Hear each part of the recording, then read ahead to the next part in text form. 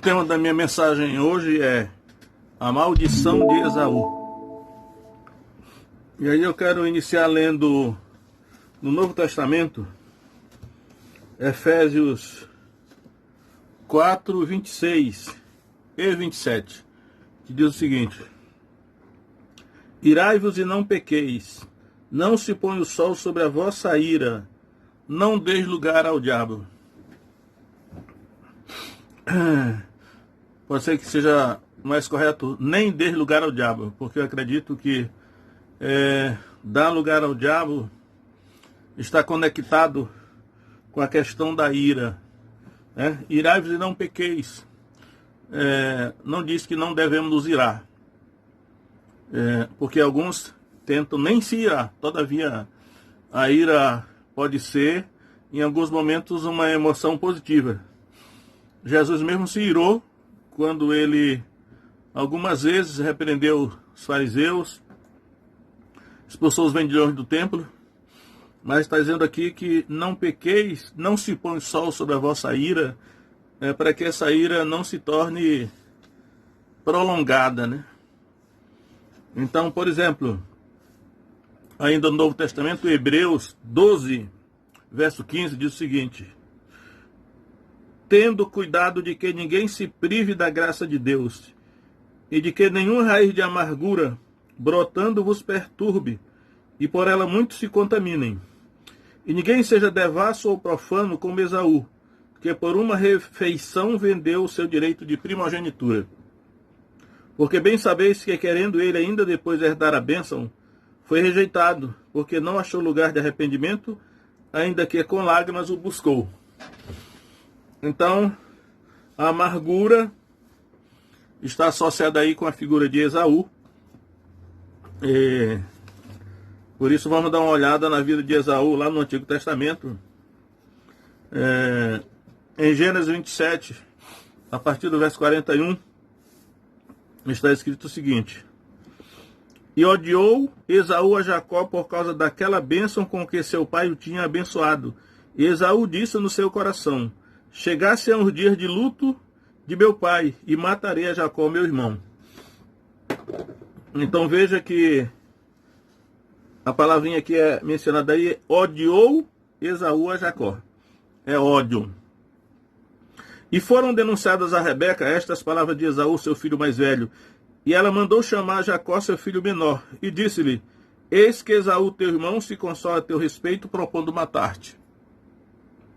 Agora, pois, meu filho, ouve a minha voz, e levanta-te, retira-te para Labão, meu irmão, em Harã, e mora com ele alguns dias, até que passe o furor do teu irmão. Então, além de ódio, outra palavrinha que aparece é o furor do teu irmão. Até que se desvie de ti a ira de teu irmão. Então, ira agora, né? Então, ódio, furor e ira são apresentados como sinônimos nesse texto. E aí, ele diz: e se esqueça do que lhe fizeste, então mandarei trazer-te de lá. Porque seria eu destilhada também de vós ambos no mesmo dia? Se esqueça do que lhe fizeste, né? Será que o tempo faz com que esqueçamos essas emoções destrutivas, como a ira, o ódio, o furor e a amargura, como diz em Hebreus? Podemos acrescentar ressentimento, e todas essas coisas que são emoções destrutivas, que podem realmente causar grandes males. E aí vamos ver o seguinte: já que esse sentimento de ira foi despertado no coração ou foi colocado no coração de Esaú, como é que são os desdobramentos dessa história? Eu não vou entrar nos detalhes para não levar muito tempo, mas quero examinar aqui Gênesis 36, aonde Gênesis 36, o Espírito Santo vai dizer repetidamente que Esaú é Edom. Então, Gênesis 36, 1. E estas são as gerações de Esaú, que é Edom. Verso 8. Portanto, Esaú habitou na montanha de Seir, Esaú é Edom. Estas, pois, são as gerações de Esaú, pai dos Edomitas, na montanha de Seir. E no verso 19, estes são os filhos de Esaú, e estes são os seus príncipes. Ele é Edom. E no verso 43, que é o último versículo, diz assim: o príncipe Magdiel, o príncipe Irã, estes são os príncipes de Edom, segundo as suas habitações na terra da sua possessão. Este é Esaú, pai de Edom. Então o Espírito Santo parece estar nos dizer que, para nos lembrarmos disso, que Esaú é Edom. A partir daí, os descendentes de Esaú vão ser chamados de Edomitas ou Edomeus, né? Esaú é Edom. A palavra Edom no hebraico significa vermelho. E esse vermelho aí é derivado do guisado de lentilhas, que era um guisado vermelho, né? Por isso nós vamos ver lá. Gênesis 25, verso 29, que diz assim: e Jacó preparara um guisado quando veio Esaú do campo, e estava ele cansado. E disse Esaú a Jacó: deixa-me, peço-te, comer desse guisado vermelho, porque estou cansado. Por isso se chamou Edom. Ou seja, a palavra Edom significa vermelho, e então esse epíteto passou a integrar a vida de Esaú. Talvez até para que ele nunca esquecesse, né, essa experiência de ter vendido o seu direito de primogenitura por um prato de lentilhas, uma sopa de lentilhas, vermelho.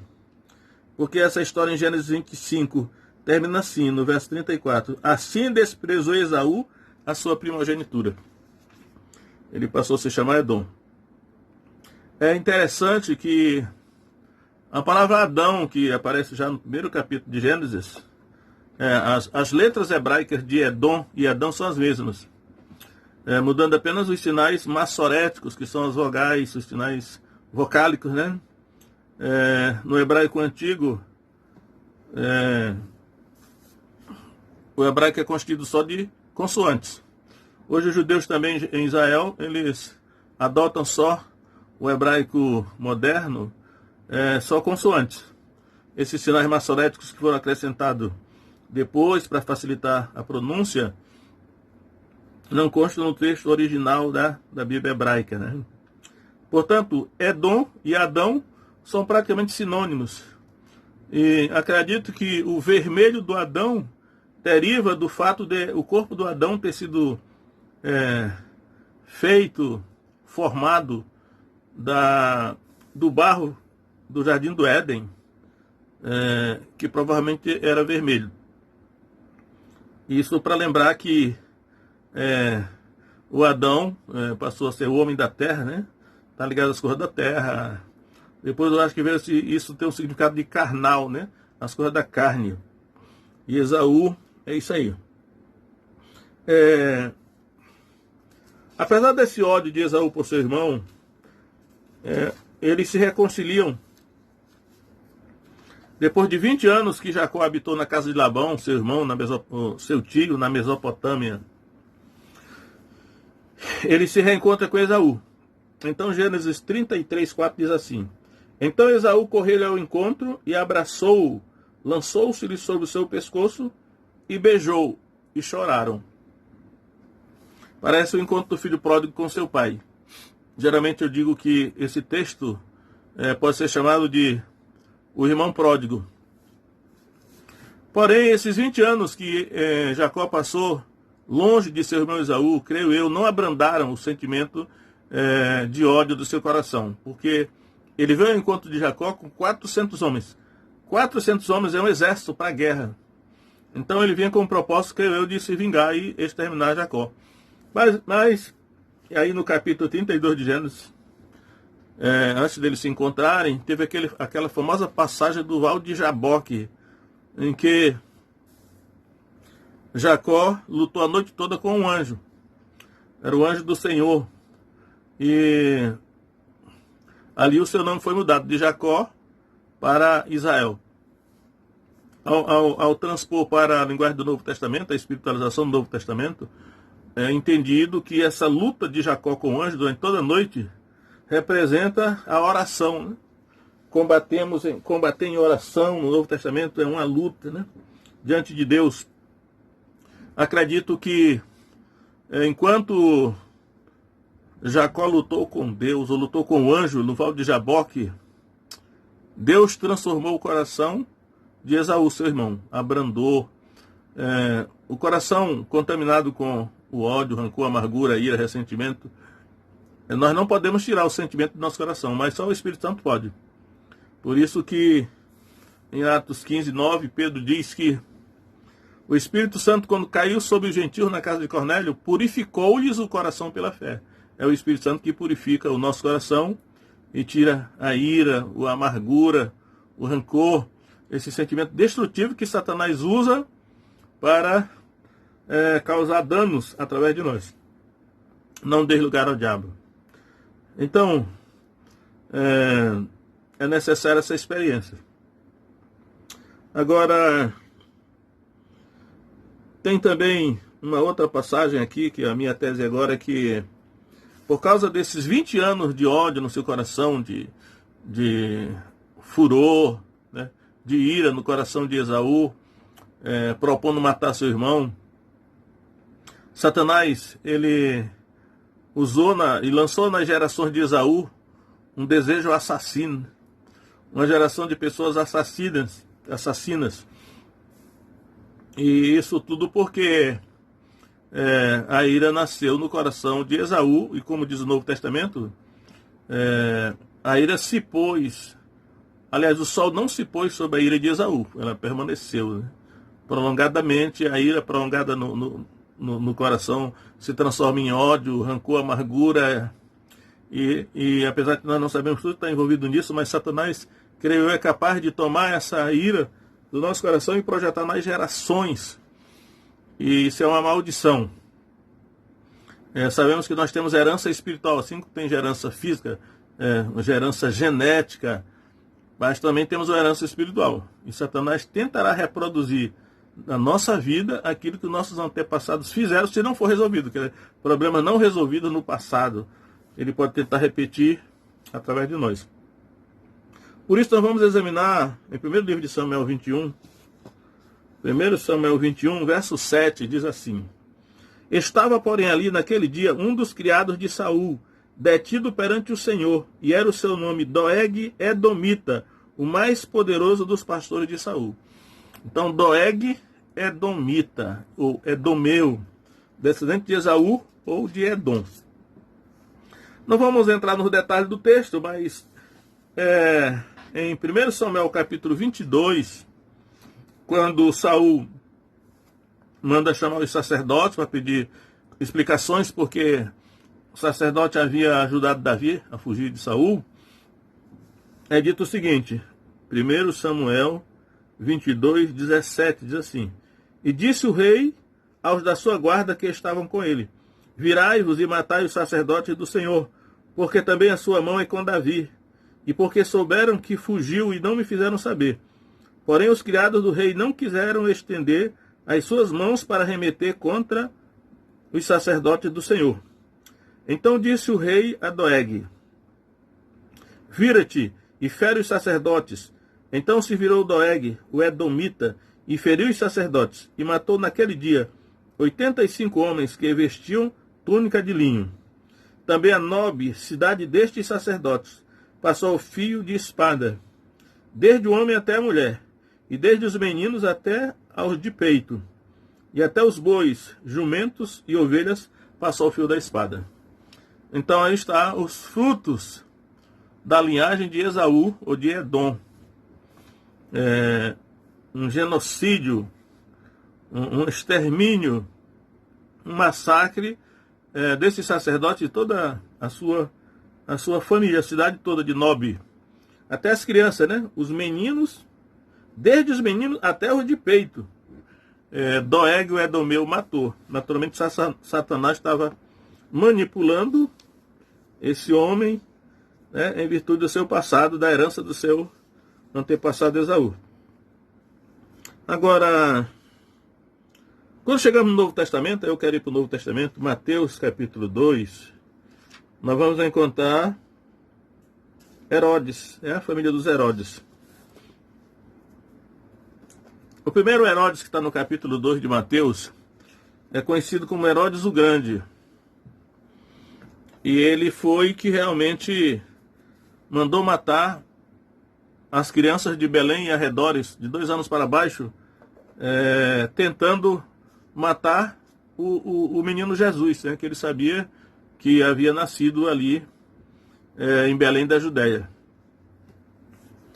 Então em Mateus 2,16 diz assim: Então Herodes, vendo que tinha sido iludido pelos magos, irritou-se muito e mandou matar todos os meninos que havia em Belém, em todos os seus contornos, da idade de 2 anos para baixo, segundo o tempo que diligentemente inquirira dos magos.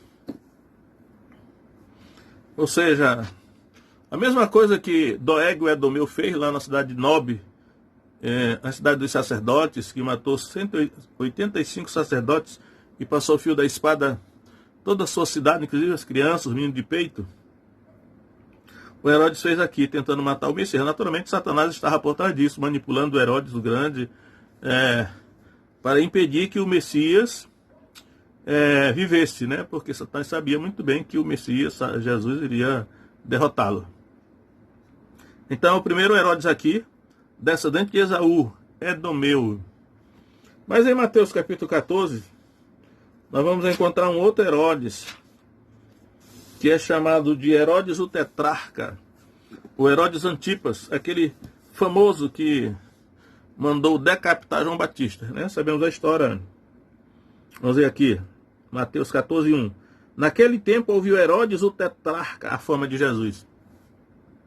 E ao desenrolar dessa história já sabemos que Herodes apaixonou-se pela mulher do seu irmão Filipe, e ele se ajuntou com Herodias, e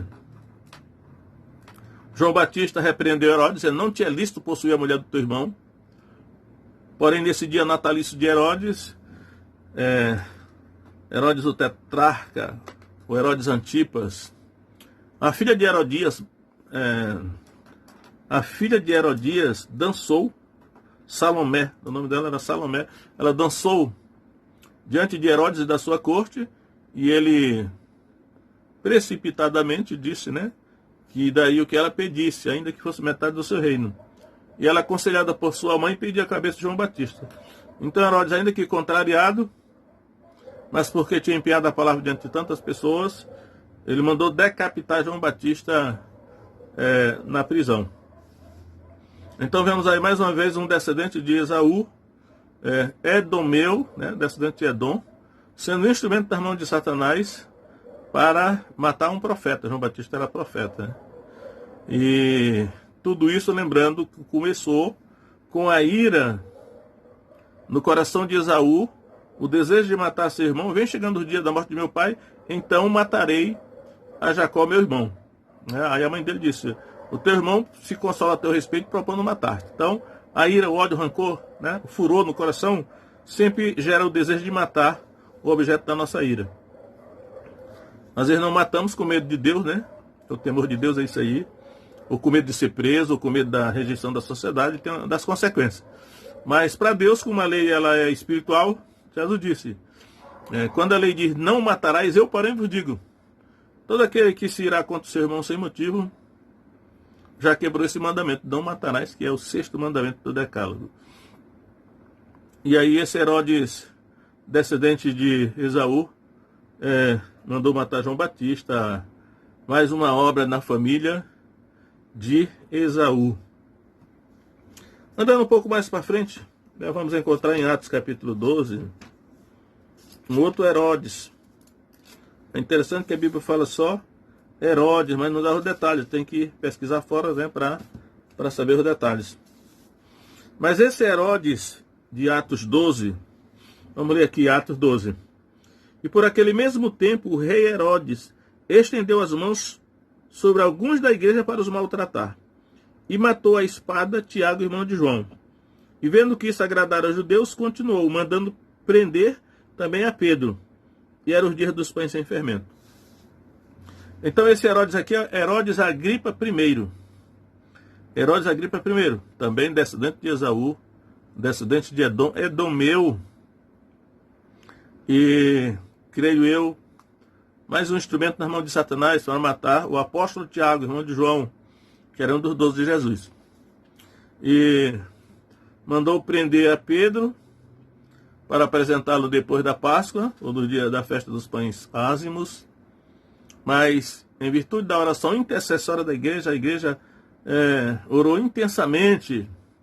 E é bom nós lembrarmos que, acredito eu, que a igreja tinha parado de orar. Por isso que Satanás pôde matar Tiago. Mas como ele, por algum motivo, ele colocou Pedro na prisão, e a igreja começou a orar intensamente, então Deus enviou um anjo, e o anjo libertou Pedro da prisão. Mas a morte de Tiago foi colocada nas costas de mais um descendente de Esaú, para mostrar que aquela ira que ele agasalhou no seu coração durante 20 anos, ela deu fruto, né? Por isso que a raiz de amargura, brotando vos perturbe, de Hebreus 12, 15, é uma raiz, né? Ela brota e vai por baixo da terra e brota, e ela dá frutos. Em tal maneira só o Espírito Santo pode tirar se nós pedirmos, né? Clamarmos. Temos que reconhecer que nós não conseguimos tirar sentimentos desse tipo do nosso coração, mas podemos orar e pedir sinceramente que o Espírito Santo tire. E Deus pode purificar os nossos corações. Então, esse aí é o terceiro Herodes, descendente de Esaú.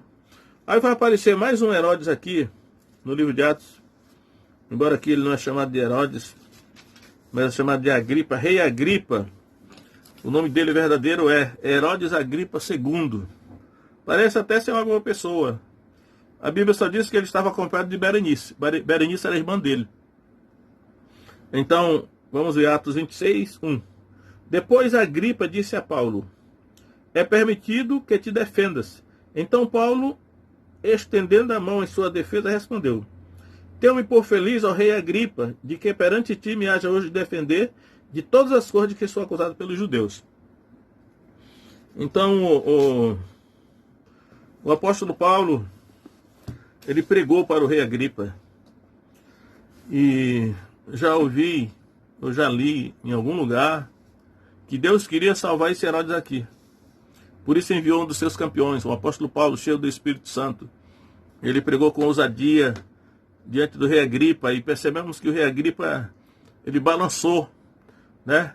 Mas ele resistiu a uma resistência, né? Ao evangelho.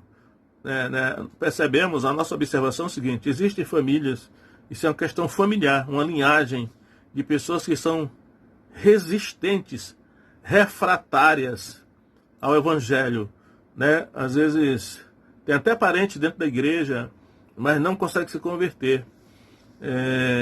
Acredito que pode se dever a uma questão dessa de herança. Mas vamos ver aqui. Em Atos 26,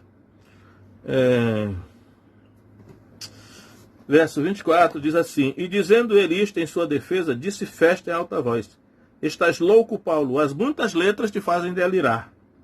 Mas ele disse: não deliro, ó potentíssimo Festo, antes digo palavra de verdade e de um são juízo.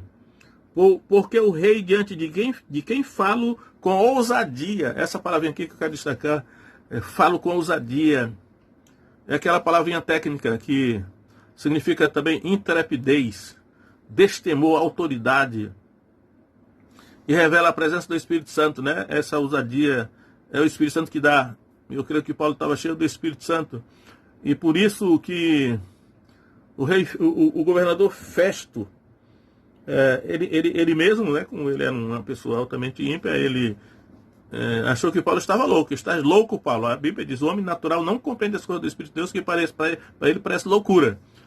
Só que o Herodes, ele tinha um certo conhecimento, porque apesar de que ele não era um judeu, mas era praticamente parente dos judeus, era filho de Esaú, irmão de Jacó, né, embora fosse assim de uma linhagem desqualificada, acredito eu, por causa de vários fatos, né? Vendeu seu direito de primogenitura, agasalhou a ira no seu coração querendo matar o seu irmão durante 20 anos e tal, mas isso teve consequências na sua linhagem.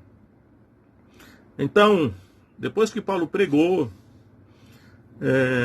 Paulo diz assim: não delira o excelentíssimo Festo. Antes digo palavras de verdade e um são juízo, porque o rei, diante de quem falo com ousadia, sabe estas coisas, pois não creio que nada disso lhe é oculto, porque isto não se fez em qualquer canto. Crês tu nos profetas, ó rei Agripa? Bem sei que crês. E disse Agripa a Paulo: por pouco me queres persuadir a que me faças cristão. E disse Paulo: provera a Deus que ou por pouco ou por muito, não somente tu, mas também todos quantos hoje me estão ouvindo hoje, se tornassem tais qual eu sou, exceto essas cadeias. Ou seja, quase que o Herodes Agripa II se converte. A pregação de Paulo tocou um ponto sensível do coração dele, mas ele resistiu, né? Eu creio que a graça de Deus por meio do Espírito Santo, principalmente através de uma pregação ungida, ela toca o coração humano, convence do pecado. O Espírito Santo já disse, ele convencerá o mundo do pecado, da justiça e do juízo, mas a pessoa pode resistir. Atos capítulo 7, diz lá: homens de dura cerviz, incircuncisos de coração e ouvidos, vós sempre resisti ao Espírito Santo. Como fizeram vossos pais, assim também vós. Então, o ser humano pode resistir ao Espírito Santo. O Espírito Santo está convencendo ele por meio da pregação, mas ele pode resistir. Eu creio que aí entra a responsabilidade humana. Deus quer salvar, porém, e Deus ajuda. O Espírito Santo ilumina, convence, mas ele pode resistir. Na verdade, a Bíblia também diz assim: sujeitai-vos, pois, a Deus, mas resisti ao diabo, ele fugirá de vós. O diabo também tenta nos convencer a fazer o mal, né? Porém, nós podemos resistir também. O homem não é inocente, tem a sua parcela de responsabilidade nas suas ações, embora ele seja manipulado por Satanás. Satanás o seduz, o induz, coloca pensamento no seu coração, mas ele pode ser resistido. E se houver a presença do Espírito Santo, melhor ainda, né? Então, eu quero deixar aí essa questão da ira. Naturalmente, Esaú não tinha um Novo Testamento como nós temos. E ele nunca leu essas palavras. Irai-vos e não pequeis, não se põe o sol sobre a vossa ira, nem dê lugar ao diabo. Através de um acesso de ira, e ao conservar a ira no seu coração durante muito tempo, essa ira se torna em ódio, amargura, ressentimento, contamina o coração. E com os estudos que já existem hoje, sabe-se que essa amargura no coração pode se transformar em doenças psicossomáticas, né? E gerar doenças no corpo que são provenientes de um coração envenenado pela amargura, pela ira. E quer dizer que a pessoa não tem força para tirar isso do seu coração. Só o Espírito Santo pode, desde que a pessoa também peça, né?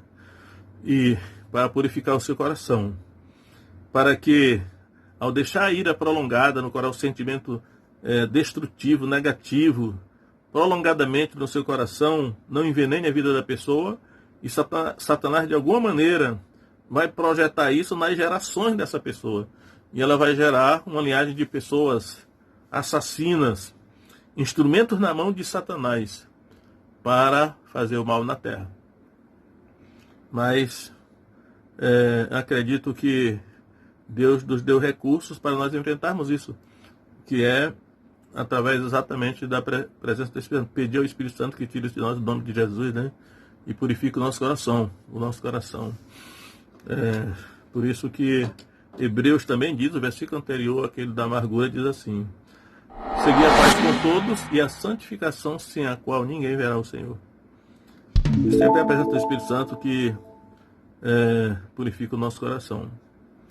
E não devemos tentar fazer algo que nós não podemos, né?